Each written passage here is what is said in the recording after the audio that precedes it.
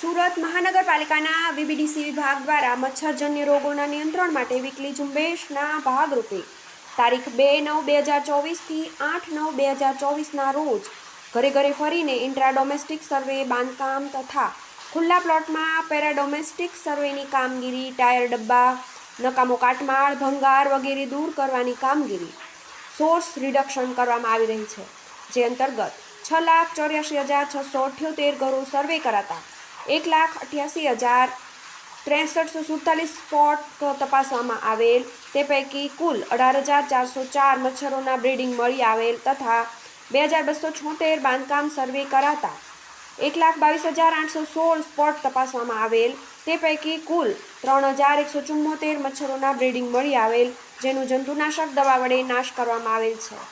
મચ્છરોના ઉત્પત્તિ સ્થાનો મળી આવેલ ઇસમોને 2,506 નોટિસ ઇસ્યુ કરવામાં આવેલ અને 34,7800 વહીવટી ખર્ચ વસૂલ કરવામાં આવેલ છે.